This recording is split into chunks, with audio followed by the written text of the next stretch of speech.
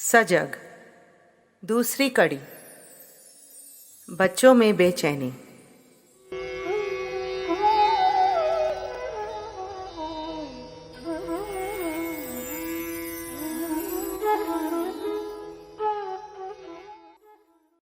नमस्कार।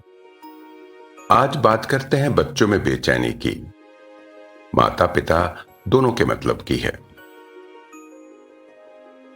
बबलू 2.5 साल का है और गुड़िया 4 की। दोनों एक ही गली में आमने सामने रहते हैं। गुड़िया रोज आंगनबाड़ी जाती थी, फिर अचानक जाना बंद हो गया। अब दिन भर घर में ही रहती है। गली में अक्सर बबलू के साथ खेलती थी। अब भी कभी कभी खेलती है, पर बाहर निकलने से बड़े बार बार टोकते हैं। कहते हैं बाहर बीमारी है। गुड़िया को ऐसा कुछ दिखता तो नहीं, बबलू भी पहले जैसा ही है, फिर पता नहीं क्यों।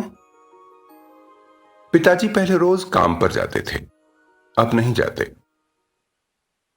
मां और पिताजी कई बार आपस में फुसफुसी करते हैं, बड़े परेशान दिखते हैं, बार बार गुस्सा करते हैं। कई बार हाथ भी उठ जाता है।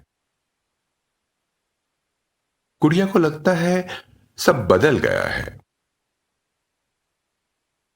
कुछ महीने पहले मेले में कुछ देर के लिए मां का हाथ छूट गया था। सब और बहुत से लोग थे, पर अपना कोई भी नहीं।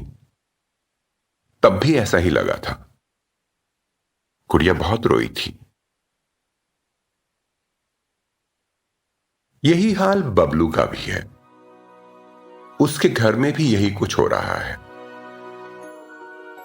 गुड़िया को तो अपने मन के अंदर उठते सवाल समझ आने लगे हैं। बबलू को बस एक अजीब बेचैनी महसूस होती है।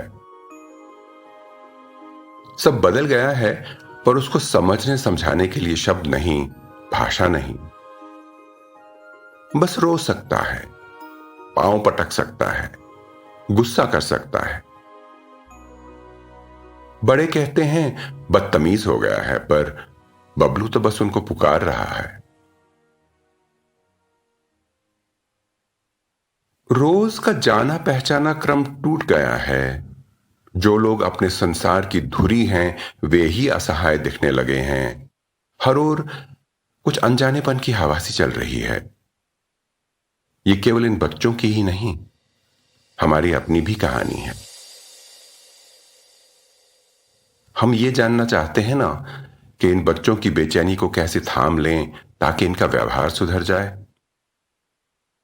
एक बार अपनी बेचैनी पर नजर डालें तो शायद बच्चों को सही सहारा देने की राह दिखने लगेगी। 5 मिनट फुर्सत हो तो एक जगह चुपचाप बैठ जाएं। 4-5 गहरी सांसें ले लें। सांस के आने जाने पर ध्यान ले जाएं। जहां जहां सांस जा रही है, जहां जहां से आ रही है, उसको देख लें। अब याद करें, जब ऐसी परिस्थिति में हमारा जी घबराता है तो कहां जाने को मन करता है? किसकी गोद में सर रखकर सो जाने की इच्छा होती है? किसका चेहरा उभरता है हमें ढाढ़स बंधाता हुआ? वो हमसे क्या कहते हैं और कैसे? और जब ये सब मिलता है तो हम पर क्या असर होता है? उनकी दी हुई सीख दिल में कैसे उतर जाती है? ये प्रक्रिया करके देखेंगे तो बेचैनी के समय शांत होने के लिए हमें कैसा वातावरण चाहिए, ये जानकारी अपने अनुभव के आधार पर बनेगी, किसी के कहे सुने से नहीं। हम ऐसी परिस्थिति में अपने बच्चों के लिए कैसा वातावरण बनाएं, यह भी स्पष्ट होता लगेगा। बच्चों की झुंझलाहट और अनचाहे व्यवहार का कैसे निवारण करें, इसकी एक राह दिखनी शुरू हो जाएगी।